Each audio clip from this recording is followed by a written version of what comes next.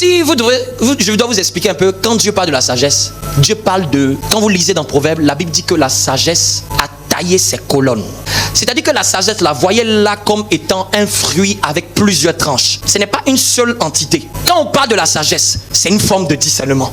Quand on parle de la sagesse, elle se manifeste aussi par de l'intelligence. Donc la sagesse, ne voyez pas la sagesse comme étant un seul ingrédient.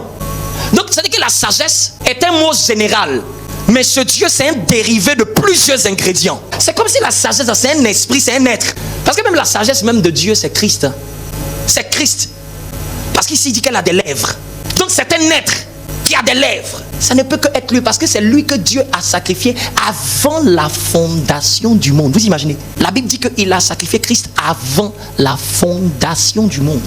C'est-à-dire que c'est Christ qui est la sagesse de Dieu révélée. Quand je veux développer la sagesse, je dois travailler, même les scientifiques disent, une écoute active. La Bible dit même que soyez promptes à écouter et lents à parler. La sagesse se développe par une écoute active. Quelqu'un qui veut grandir en sagesse, il doit beaucoup écouter. Il doit faire attention, il doit prendre le temps d'écouter. Il doit être lent à parler, lent à donner d'abord son opinion, lent à dire ce qu'il pense. Il doit d'abord analyser ce qui est en train de se dire. C'est-à-dire que tu peux mieux vaut même ne pas parler que d'avoir écouté et de réfléchir. Prends le temps de réfléchir, d'analyser, de prier et de te donner une opinion. Mais ne sois pas prompt à parler. Soyons prompts à écouter.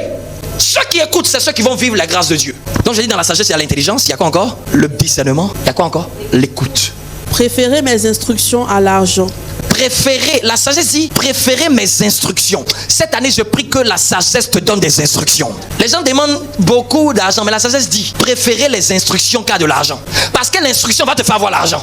Tu peux avoir l'argent et tu peux le perdre. Vous savez qu'il y a des gens qui ont eu de l'argent dans ce monde, mais ils l'ont perdu. Il leur a manqué des instructions. On leur a manqué de leur dire quoi faire avec leur argent.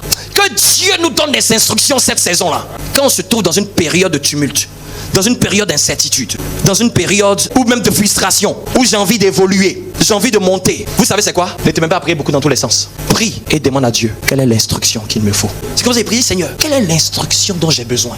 Une instruction c'est quoi? C'est un conseil que Dieu va te dire de faire, ou que Dieu va mettre dans le cœur de quelqu'un de te partager de faire. Ça là, ça vaut que 1000 prières. Ce n'est pas celui qui fait plus d'efforts qui réussit son année. Bien que Dieu est le Dieu qui récompense les efforts. Ce n'est pas celui qui tape dans tous les sens qui réussit. C'est celui qui tape là où il a reçu l'instruction. C'est celui qui investit là où il a reçu l'instruction. C'est celui qui marche avec l'instruction que Dieu lui a dit de faire. Et souvent l'instruction que Dieu va te dire de faire, ou Dieu va mettre dans ton cœur de faire, ça peut être contraire à tout ce que peut-être même un être humain t'a dit de faire. Ça peut être contraire même aux statistiques que tu vois. Même dans ton cœur, tu sens que c'est ce que Dieu t'a donné de faire. Cette saison-là, soyons sensibles. Il y a une instruction avec laquelle nous devons bouger. Même en tant qu'église, même en tant qu'individu, vous me comprenez? Une seule instruction. Et il faut rester juste fidèle à cette instruction. Les instructions viennent par différents canaux. Une instruction peut venir par ton père et par ta mère. Une instruction peut venir aussi par tes parents spirituels, c'est-à-dire que les personnes qui ont autorité spirituellement dans ta vie, qui sont reconnues, que tu reconnais comme autorité spirituelle. Et une instruction ne vient pas souvent par... L'instruction fait partie du domaine prophétique. L'instruction ne vient pas dans le but de chercher à éparter. L'instruction peut dire, moi je sens que ce serait ça que tu fasses. Vous me comprenez? C'est tout, c'est l'instruction. Mais si quelqu'un n'est pas sensible prophétiquement, il va croire qu'il y a besoin de quelque chose de manière abracadabrante, de croire que Dieu n'a pas parlé. Tandis que Dieu t'a instruit. Une instruction aussi peut venir par révélation parce que tu es en train de prier. C'est les canaux par lesquels Dieu passe le plus pour donner des instructions.